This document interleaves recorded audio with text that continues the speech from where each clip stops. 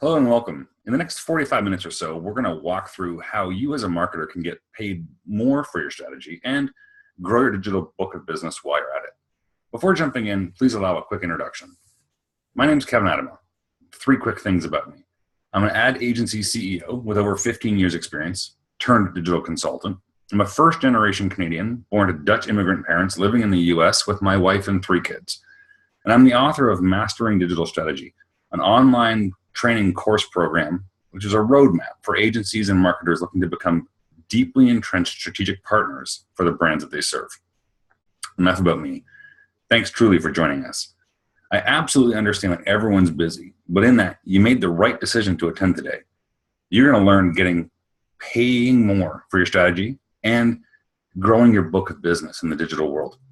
By full intent, today's presentation is going to be tight and focused so you can quickly grab the information and use it for immediate results. 3 things you're going to get from today. 1, how to generate higher revenue and profit from your strategic thinking. 2, how to turn that thinking into recurring income streams for your business. And 3, how by changing your business approach, you'll get better outcomes from your digital work and hence have happier clients. I realize a few things. Agencies and marketers at times think things like, I know strategy, or I understand digital, and I already have happy clients. Because let's be honest, if you didn't think those things, you probably wouldn't be in the business. And if you couldn't do strategy or digital, you definitely wouldn't be in the business. That said, here's the $1 million ticket item. I'm simply going to give you the tools and approach to make you even better at strategy, digital, and client satisfaction, and make more money while you're doing it. Let's begin. In working with marketers across North America, I've broken agencies down into 3 basic groups, or rungs on the ladder. The first rung is do digital. They don't deal with strategy, as their clients dictate it to them. They simply get the order, they price it, they do it, and they move on. The second rung is the show me how rung. These guys get and do some strategy and engagement mapping via content or profiling or whatever, but they don't nearly get paid enough for it. Said bluntly, this is the rung where brands abuse their agency. And the last rung, the sort of top rung, is the do it for me rung. This is the spot where the agency or the marketer comes in and actually does the work of strategy and gets paid well for doing it. I've done this long enough that I need to stop for one quick second. Although it amazes me, there are still agencies today who want to simply do digital. I need to be brutally honest. I can't help those agencies. And I've learned that trying isn't worth it because they want to stay there. What is worth it, and the point for today, is to take the strategic and digitally savvy agencies and marketers and make them even better. But here's what you're up against. I literally, 2 days ago, Googled digital marketing agencies. Look what I got, over 4 million results in less than a second. And then I Googled digital marketing consultants. And again, 1.5 million results in under a second. There's not quite half the amount of consultants as there are agencies in this space called digital, but that number is definitely growing. The good news for you, the majority of them focus on teaching the bottom rung of ladder type tactic stuff, like how to build a Facebook page or SEO or how to tactic or other tactic. You get the point. There's 2 things you need to see here.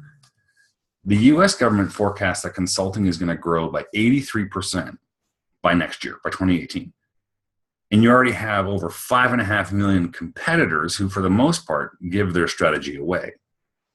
The thing you need to see, of course, or what this means, if you don't bring something really good and really different to the table, you're not going to make the difference. And moreover, you're not going to get paid for it.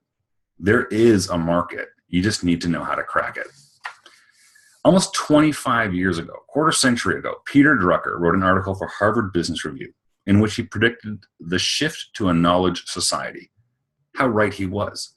You can Google anything you want to. You can find it, you can search it, you click it, share it, tweet it, post it, whatever. Finding information is not the problem. However, and key in Drucker's article is how he points out that in a knowledge society, which is what we live in, the information available is what enables not only workers to do their job, the information must lead executives to ask the right questions. Right here is where you begin to separate yourself from the other 5.5 million marketers who dabble in this thing called digital. The blunt problem today, most brands aren't knowledge brands, and executives aren't using the information available to ask the right questions. That's going to change. And this isn't just my own Kool-Aid that I'm asking you to drink. I need to show you for a few things that really underline how not knowledge-based many brands are. It's a bit of a complicated one, but let's start here. Take a look at this. These are the heavy-hitting brands, Google, IBM, Toyota, Amazon, McDonald's, Apple, and so on. Look closely. Forrester evaluated over 11 million interactions year over year on the top 50 brands. If you look in the top left, the posting volume is way up. The second thing down shows the follower counts. Again, way up. And here's the big one. Look next thing down. The engagement scores are down, way down. These are the best of the best brands, and yet they're doing digital, and they're doing it in massive volumes. And people are following, which means they want to connect, but they're not actually engaging. They're not engaging because brands are missing the point. The information is there, but now you have to start asking the right questions. Look at this, though. 12 years ago, the American Sociological Review published a 20-year-long study concluding that Americans have fewer friends than they used to. The study showed that between 1985 and 2004, the number of Americans who feel they have someone with whom they can discuss important matters dropped by nearly a third. Moreover, the number of people who said they had no one they could discuss important issues with tripled to nearly 25%. The study concluded by saying, the authors suspect that long work hours and the popularity of the internet may contribute to the decline in close friends. Come again? The internet is supposed to keep us connected, but 25% said they have no friends. Here's a weird one. Just consider this as you're trying to drive digital success. As digital marketers, we see the social machines as prime ways to reach audiences. Of course we do. There's 1.5 billion people using Facebook every month. That's information. Now ask the right question. Does Facebook truly enable real engagement? In a social media review study done in 2013, Professor Cross assessed the correlation between Facebook usage and a person's feelings. The outcome was startling, as there was actually a direct negative linkage between time on Facebook and how people felt. You see, Facebook alone did not help connect people with brands. In fact, it left them feeling empty. Sure, Facebook enables some good promotional opportunities, but it did not empower long-term engagement. And brand managers wonder why they're not getting results just because they have a Facebook page. And here's the last one about the status of digital today. Accenture Digital did a study with over 1,000 senior marketers from 14 industries in 17 different countries. The study was, of course, in context of digital content, knowing that digital fuels and sustains the marketing activities that connect businesses with brands and then, of course, drive the outcomes. But look at the outcomes. Buckle up. Only 45% were confident that digital would actually help the business objectives be achieved. Only 20% believe they have clear strategic objectives in digital. And here's the big one. Only 6% of executives believe their agency can help fix their digital problems. We need to change this. Some right questions we need to be asking. If digital is the backbone of today's business and personal economy, why are so many brands completely failing at engaging with customers? If digital engagement via content is so important, why, when Accenture surveyed over 1,000 senior marketing leaders, did only 45% say they were confident in digital investments achieving business objectives? And when asked what would put your brand on the path for success, only 6% referenced their agency as a solution. Why? You're seeing this, right? Less than 50% of executives think their digital is helping their business. 20% think they actually have clear objectives. 6% think their agencies can help. 11 million data points, thank you, Forrester, points show us that engagement scores are dropping despite activity in digital doubling.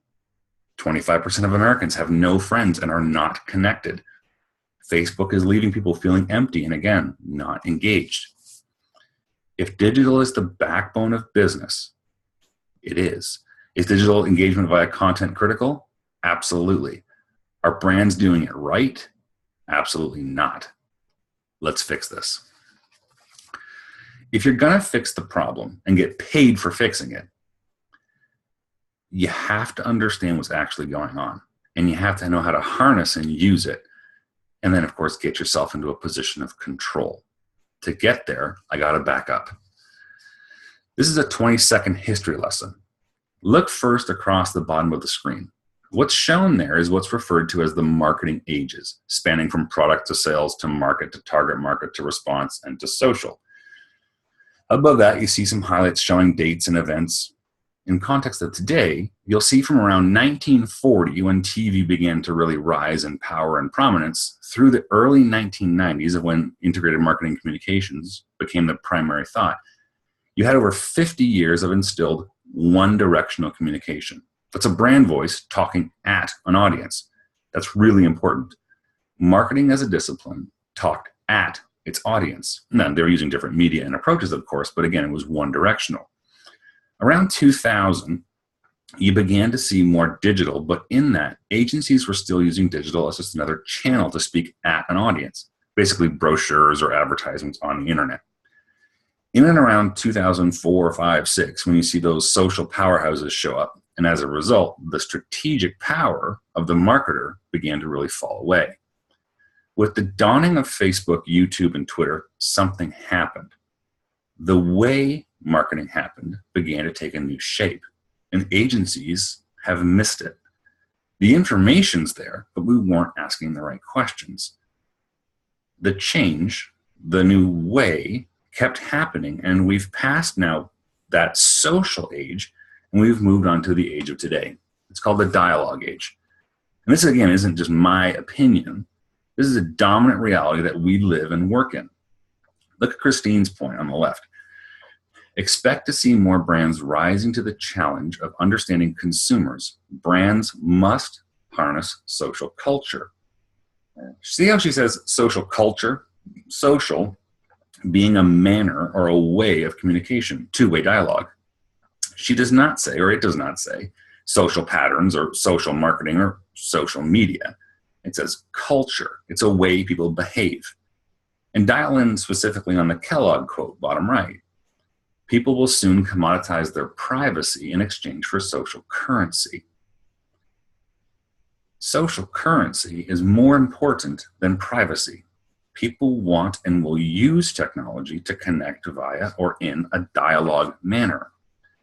So although we're sitting on top of over 100 years of, let's call it one-way marketing, which is speaking at versus speaking with, you need to realize it's no longer a working way to provide the results of the past. The way marketers must market is now different. And if you don't start doing different, you're not going to strategically win, or more importantly, get paid for your value. Let's move on. As you get your head around and capture those past 100 years, and as we have to live, breathe, and work within this dialogue age, you need to understand how exactly marketing did change. Two things. How we market has changed, print, TV, to direct mail, to email, to social. But you also see, or have to see, the shift in that what happened rests on a why. This is really an important part in digital strategy. Why has it changed? The why is a shift in marketing philosophy around or because of digital. I'm saying because of digital as it underlines the premise of two-way dialogue. We used to be able to use the media of the day to drive sales of a brand or a good or a service or whatever. But today, because digital enables the consumer to speak and comment and like and share, we need to use digital to understand what's going on and then shape what we do to create awareness and then engagement and then drive conversion. To do that, and as you understand the shift in priorities because of digital, you need to see that you need to focus on different things. You see the vertical bar on the screen, it's shifting to the left. Promotion is decreasing while engagement is increasing. So it's no longer how do I communicate using available media to drive sales, which is promotional focus. It's rather engagement focus. How do I understand my customers and prospects and shape my offering through dialogue for optimal awareness, engagement, and conversion? It's the same fundamental end goal, positive change behavior towards a brand, but through a totally different way. If you understand this, the why, that is, the how and what becomes much easier. So does strategy, and then selling strategy, and then growing your business. The point I'm trying to get you to see really is the shift in approach that you as a marketer must usher in.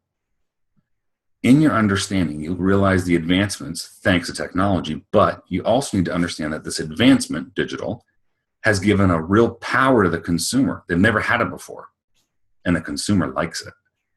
The marketer of tomorrow understands this and embraces the critical foundational shift that's happening. Yeah, same slide as a second ago. The essence of promotion is decreasing while the essence of engagement is increasing. Again, the shift shows a move. This is the absolute core of how marketing has changed. Digital has brought about the dialogue age of communication, and in this new era, the other side of the brand equation, the consumer, has a voice. It's a two-way street that means the shift from how do I communicate using available media to drive sales of a good or service, basically a selling of things to people. We've done that for 100 years. That's changed to how do I understand my customers and prospects and shape my brand offering for them. That whole shift in digital can be summed up based on what you see on the screen. At the root of the dialogue age digital people economy, of course, is people. The number one thing then is this. If you put this into your toolbox and learn how to use it, you'll start radically overhauling digital and getting paid for your brain. We have a full course on that exact topic, but here's the executive summary. It's called Analytics 3.0. It's a driving market truth of the shift in business. On the left, you see what most people have done or are doing. It starts with the business. What are our objectives and key performance indicators, KPIs? What are our brands? What are the campaigns we're going to do with those brands? And then how are we going to get that to stick to our audience? On the right is the customer-centric or Analytic 3.0 model. This is what has to happen. How do I say this? It couples technology around a consumer. So again, it's the consumer in the middle. Then what are they doing in terms of digital interaction and relevant topics? How do we tap into that to sustain engagement? And then through that, how do we realize our goals? Brand-centric marketing, talk at, left, versus customer-centric marketing, digital, talk with, on the right.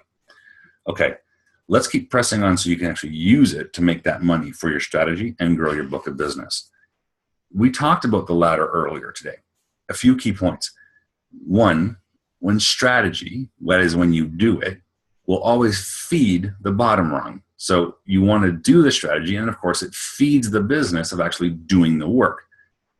The second point, without strategy, you're just a vendor. Some house rules before we apply this and tie it all together. This takes work. It takes commitment from upper levels, and it takes some guts because it's different. Status quo is comfortable, but it's not going to result in growth or revenue or power for you and control for you in your business. You got to have some guts to do something different.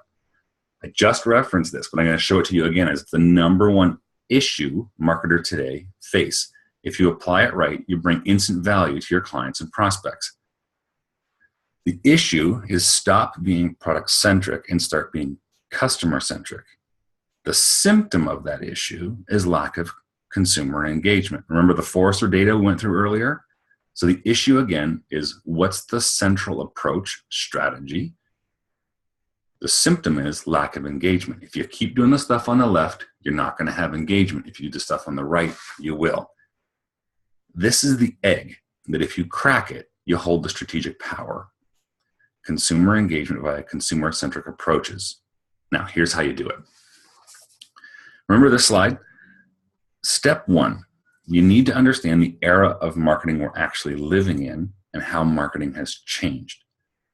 And thanks again to Peter Drucker, look what he said. The aim of marketing is to know and understand the consumer so well the product or service fits him and sells itself. So once you understand this, you need to understand that your clients do not. So to get them to think like smart people we are, you move them to the next step. This is called the circle of insights. We're going to unpack this fully for you. This is your biggest weapon to get to the strategy table. You need to understand they're not just going to invite you to the table. You got to get to it. So the first thing you need to do is realize that it's not linear. It keeps going round and round and round, and it keeps feeding and feeding and feeding your business. But I have to stop and issue a warning right here. Remember that at all times, the average client will want to push you into a tactical discussion. You speak strategy, they want to see fancy artwork. If you start to sense this, simply just remind them of this. This is thanks to a study done by Oracle. When a brand is not customer-centric, this is what happens.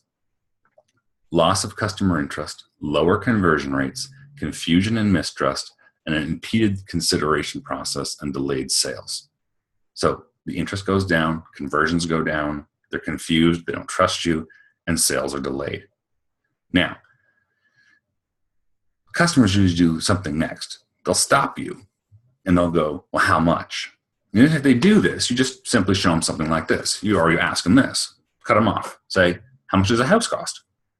Well, it depends. Right. It depends on lots of things. Size of the garage, granite versus hardwood versus carpet, square foot, all that kind of stuff. I explain then that digital strategy is like building a house. You don't just ask a carpenter to show up and start hammering.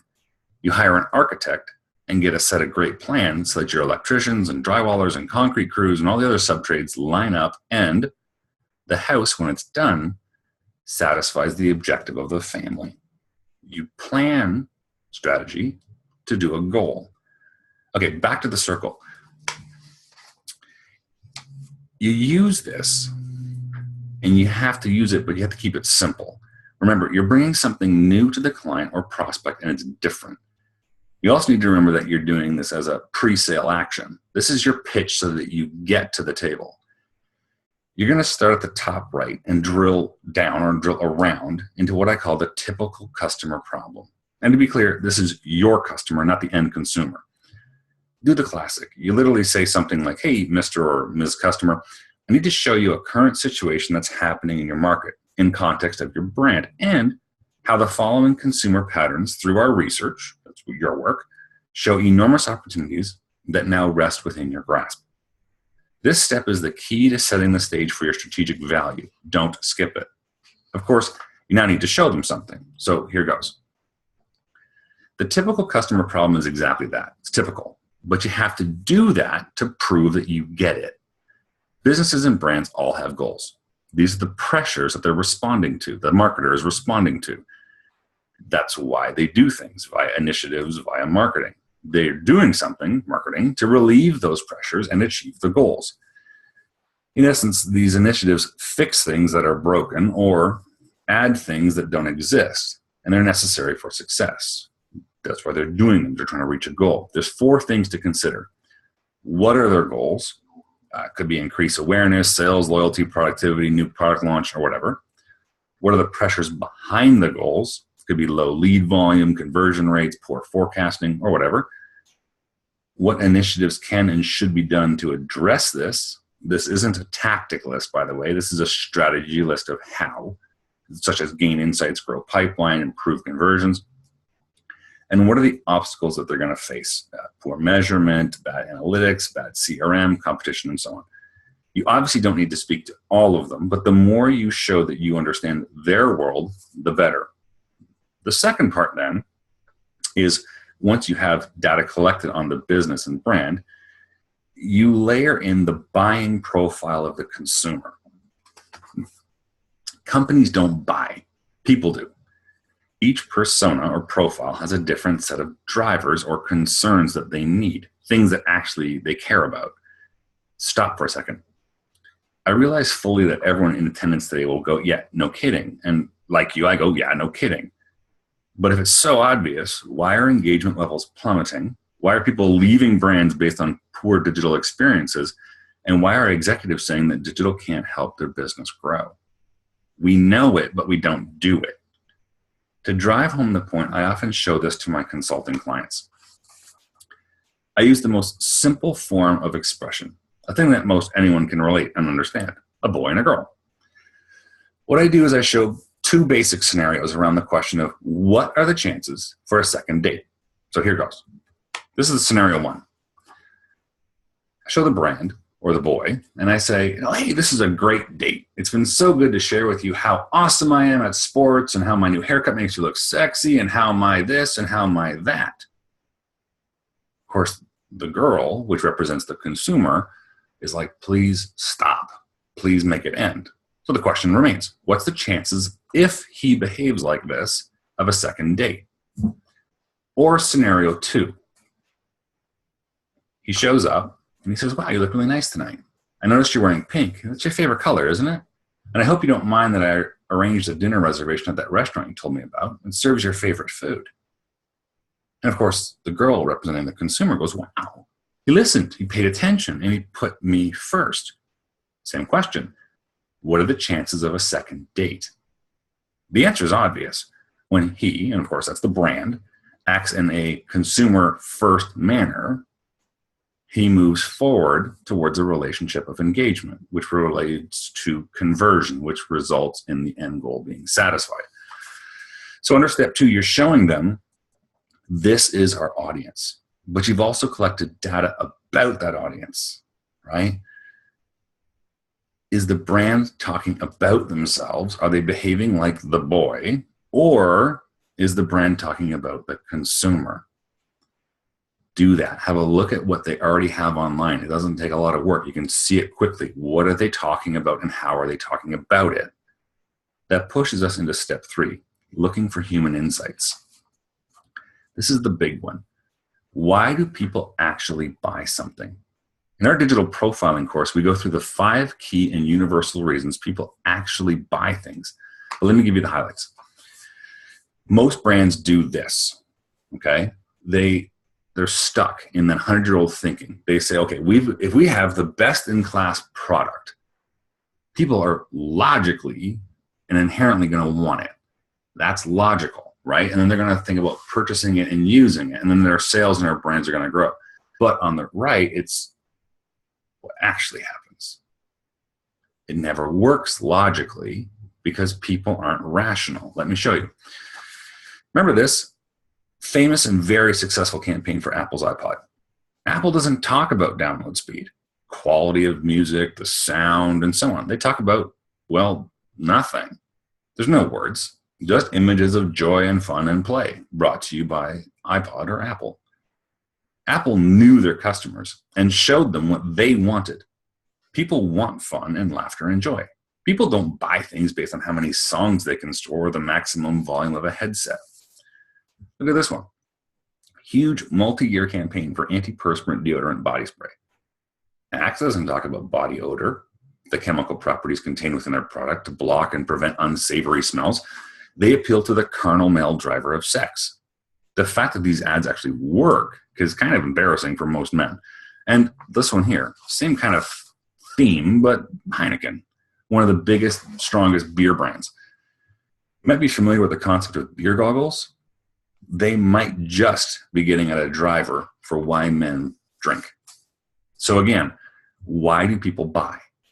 It's not logic, it's emotion. Now, of course, how do you drill down and figure this out? How do you sort the product features and get down to the real why of the consumer? Again, start asking questions, the right ones. Ask why. Let's use an everyday item like Band-Aids to figure this out.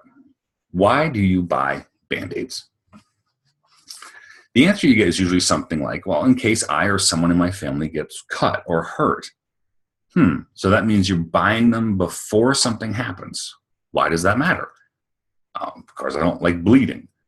Well, bleeding, why can't you use a piece of tissue paper? Well, because Band-Aids stick well and they're easy to use. So sticky and easy. Why is that important? Because I want to get on with my life and being hurt gets in the way, or I want to ensure my loved ones can get on with their life. So it's not really about stopping the blood. It's about caring for yourself or someone you love. Bingo. Band-Aid, brand value, lets you provide care to either yourself or those you love enabling you to quickly and easily get on with your day. So why do you buy Band-Aids? Oh, and by the way, I bought a box of Band-Aids the other day, opened it up, look what I saw on the inside flap. Right there. First thing you see. Thank you for caring for those you love. These guys get it. They have smart marketers. They understand what's actually driving a person to make a decision. Okay, moving on. Step 4, this is the payoff moment. When your customer says, wow, we never saw that before, or I see it now. Remember, people pay for things they don't already know or don't already have if it brings them benefit. So you want to show them that, number 1, their understanding of how marketing works in digital space, it's kind of ancient, old, and not going to work. You have the answer. 2, their current marketing is like the stereotypical boy who's talking about himself and they wonder why they don't have engagement. Again, you have the answer. Oh, and their customer insights are coming up short. You'll have the answer and you can show them. And 4, you show them how to take that and drive it into their business. Now, see what happens here. I say your solution falls out. This is a tricky one. Let me explain. You've just finished proving that you can think like a client, the customer scenario. You've proven that you understand the consumer and understanding digital, how it works, and you prove that you have insights into it all. And now you have become the hunted and not the hunter. They need you.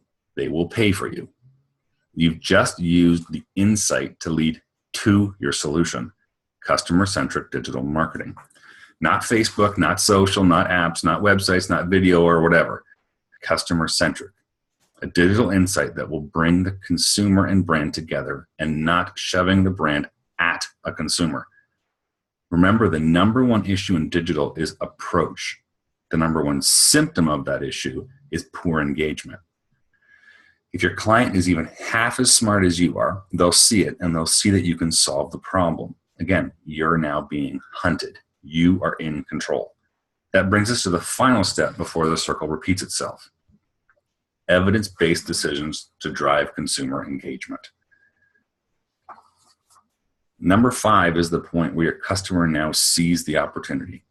But please, right now, remember, you are in control. You're being hunted. What have you just done?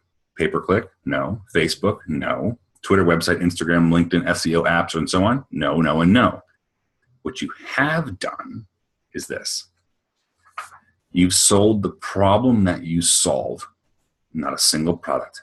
And the problem that they cannot solve without you, right, gets you to the strategy table. So what are you going to do? Are you going to pick rung 2 and show them and not get paid for it, aka get it used? Or will you pick rung 3 and get paid for your strategy? We started today with a few key points. How to generate higher revenue and profit from your strategic thinking.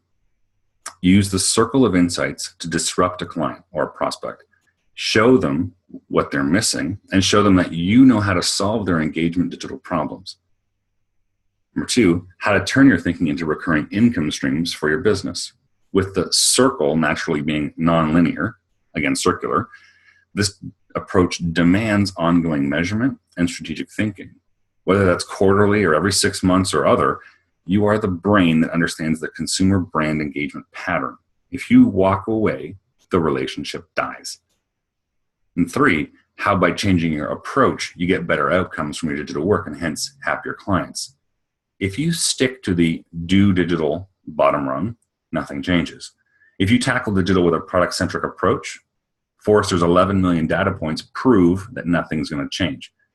If you tackle digital like yesteryear, Accenture's study pointing to less than 50% of brand leaders think digital will help their business will remain true.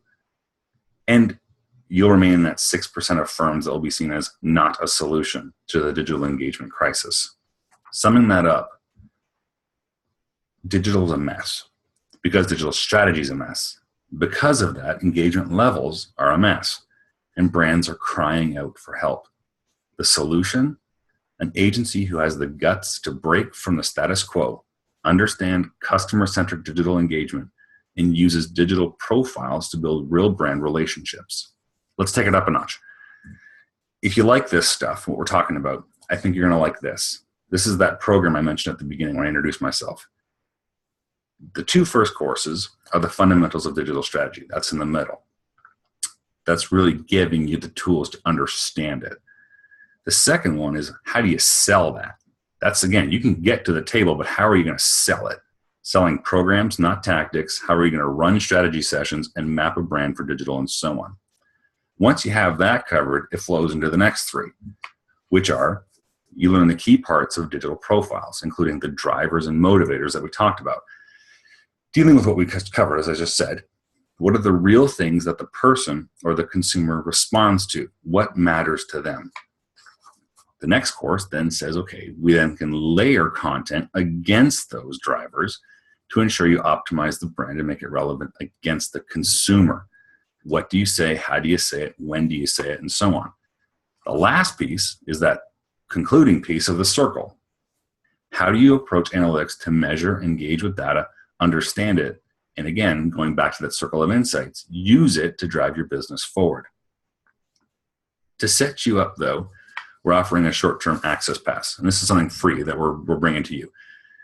We want to give you free access to the first course of digital marketing strategy. It normally sells for $285 US, but again, we're passing it on for free. In closing, a few final thoughts. A great quote first from Doug Levy. What's absurd is the idea that a complex understanding of yesterday's reality will be relevant to a radically different tomorrow. It rests on us marketers. Your clients are not going to do this. You have to step out and make it happen if you want to be on rung 3 of that ladder. We saw today how information is one thing, but asking the right questions that drive to the right action is better and is a different thing altogether. Harvard Business Review said it well. Great leaders are differentiated not by their personality, but by their action logic, how they interpret behavior and how they use it to maintain a power position. That's control. So, will you be a vendor or will you be a strategic partner? The choice is yours. Again, if you like what you saw, you can get free access to part 1 of the Mastering Digital Strategy program. To do that, look at the URL on the screen, mastering-digital-strategy.teachable.com. Just enter promo code DMAC2017 and it's yours. I'll leave it up for a few minutes so you can write it down, invest the hour in taking the course, and start making a real difference in your digital work. Thanks for your time.